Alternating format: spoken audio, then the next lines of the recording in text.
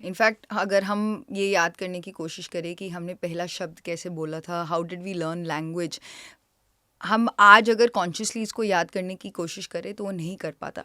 अगर हम सिंपली समझे कि ये सबकॉन्शियस माइंड में जो आपने बोला है प्रोग्राम्स, इसको अगर हम समझे, जब मैंने फ़ोन लिया उसमें कोई प्रोग्राम्स फिटेड नहीं थी। अगर मुझे अभी उस फ़ोन में म्यूज़िक चलाना है या यूट्यूब का ऐप यूज़ कर कर मुझे म्यूज़िक चलाना हो, तो सबसे पहले मुझे यूट्यूब का सॉफ्टवेयर उसमें डाउनलोड करना पड़ेगा। तब जाके मुझे जो उसमें सिलेक्शन करना है वो मैं सिलेक्ट करके उसको चूज़ करता हूँ। तो जैसे ये जो आप कह रहे हैं मोबाइल फ़ोन, वो एक बच्चा है, एक whole brain, it's like a whole brain, and every time हम उसमें एक सॉफ्टवेयर फीड करते हैं, उसमें एक बिलीफ सिस्टम या प्रोग्राम हम फीड कर रहे हैं। हम प्रोग्राम इसलिए कहते हैं बिकॉज हमें कहीं ना कहीं पे शब्दों से अपने माइंड में, अपने रियलिटी में जो भी बाहर हो रहा है उसको धीरे धीरे समझना है कि ये सब सॉफ्टवेयर है। हमारा ह्यूमन बॉडी एक कंप्यूटर की तरह फंक्शन करता है, the most intelligent computer ever made. Computers जो भी हम बाहरी दुनिया में आज प्रोजेक्ट कर रहे हैं वो सब कहीं ना कहीं पे हमारे बॉडीली सिस्टम से ही हमने आविष्कार किया है। तो जो भी अभी दुनिया में हो रहा है, it is all coming through this subconscious programming itself. तो हमारे subconscious programs, I am not good enough, मुझे हर पल दूसरों की सहायता चाहिए सक्सेसफुल होने के लिए, मैं इस दुनिया में सेफ नहीं हूँ, कोई मुझे समझ नहीं पाता, ये सेंटेंसेस बच्चा जाने अनजाने में जो भी एक्सपीरियंसेस उसकी दुनिया में, उसकी एक्सटर्नल एनवायरनमेंट में उसने एक्सपीरियंस किया है, वो धीरे धीरे धीरे वो बच्चा एक बिलीफ सिस्टम के थ्रू बन जाता है। सो ये बिलीफ सिस्टम, ये पैटर्न्स एक्चुअली फॉर्म कैसे होते हैं, इसको मैं ब्रॉडली 2 पार्ट्स में डिवाइड करती हूँ। First is direct impact. So बच्चे ने जो सुना है और जो बच्चे को बताया गया है उसका इम्पैक्ट। फॉर एग्जाम्पल, अगर बच्चा बहुत शरारती है और वो खेलते खेलते अगर कुछ तोड़ देता है, उसके माता पिता आके उसको बोलते हैं, अरे तू इतना नालायक है, देखता नहीं है क्या कर रहा है करके। दिस कुड बी वंस, जो बच्चे को एक बारी बोला गया हो। बार बारी अगर ये बच्चे को ऐसे ही एक्शन और रिएक्शन मिलता गया तो बच्चे का जो ब्रेन का फॉर्मेशन है, जो न्यूरल पाथवे है, वो यही है कि जब भी मैं अपना मनचाहे चीज़ करना चाहूँ मेरे पेरेंट्स मुझे डांटते हैं। ये हो गया हमारा न्यूरल पाथवे। अब इसके पीछे जो बिलीफ सिस्टम है वो हमें समझना है कि बिलीफ सिस्टम कैसे फॉर्म हुआ। अब बच्चे की लाइफ में न्यूरल पाथवे में अब ये एक परसेप्शन क्रिएट हो गया कि जब भी मैं कुछ करने की कोशिश करता हूँ मुझे डांटा जाता है।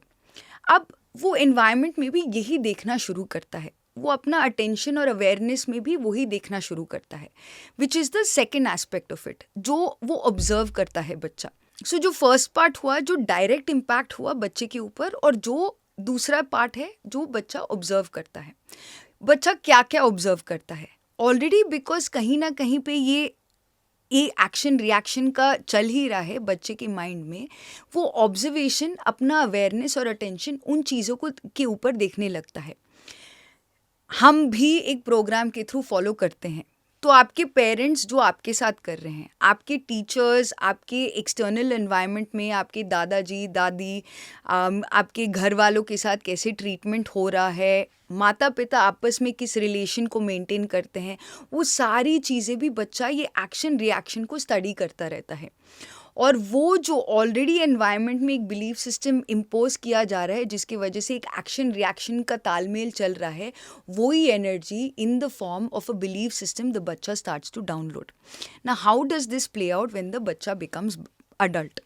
अब धीरे धीरे धीरे बच्चा बड़े होने लगा। जो एक साइड पर बच्चे का न्यूरल पाथवे डेवलप हो गया है एक्शन रिएक्शन का, जो बिलीफ सिस्टम इस एक्शन रिएक्शन को एनवायरनमेंट में ऑब्जर्व करके उस बच्चे ने डाउनलोड किया है, वो ये बिलीफ सिस्टम है कि I am not accepted in this world, कि I am not good enough in this world, because जो भी मैं करने की कोशिश करता हूँ लोग मुझे अप्रिशिएट नहीं करते, मुझे डांट ही सुनने को मिलती है, बिकॉज उसने एनवायरनमेंट में भी यही चीज़ कहीं ना कहीं पे बार बार ही ऑब्जर्व करते रहा है। Now this neural pathway and this belief system इतना डीपली इनग्रेन हो जाता है कि जब भी एज दिस बच्चा starts to grow up and वो एक यंग अडल्ट बन जाता है, वो कहीं ना कहीं पे एक सेंस ऑफ वैलिडेशन सीख करने के लिए उसकी पूरी लाइफ उस वैलिडेशन को सीख करने के लिए ही वो अपना लाइफस्टाइल क्रिएट करने लगता है।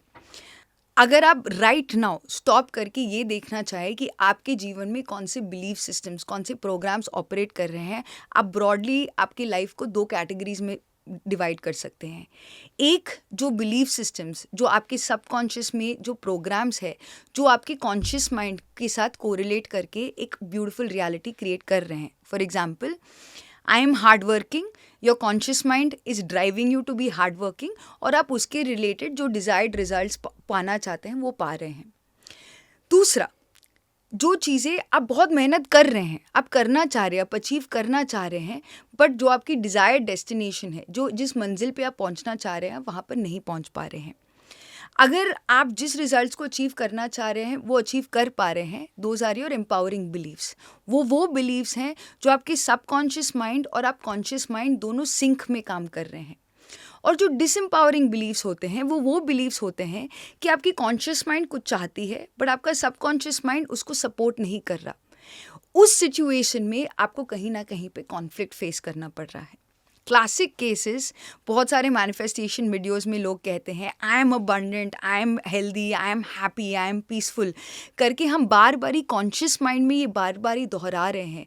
बट जो डीपर सबकॉन्शियस माइंड में जो बिलीफ सिस्टम है, जब तक हम उस पर काम नहीं करते, जो डिज़ायर्ड आउटकम हम रिजल्ट अचीव करना चाहते वो नहीं कर पा रहे हैं।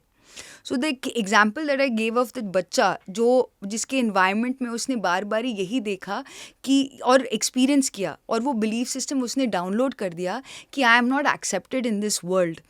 This child will go on, जब भी वो कुछ अपनी लाइफ में कुछ नया कोशिश करने की प्रयास भी करता है, जब तक ये कोर बिलीफ उसका कि I am not accepted in this world को वो नहीं चेंज कर पाता, he will not achieve that desired result of success जो अपने जीवन में हासिल करना चाहते हैं।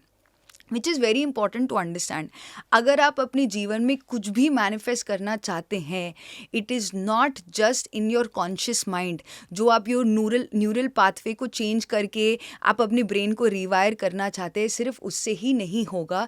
We have to go deeper to understand what is the belief system जो हमने अपने आप में डाउनलोड किया है, जो हमारी डिज़ायर्ड रिजल्ट को अचीव करने के लिए एम्पावर नहीं कर रहा।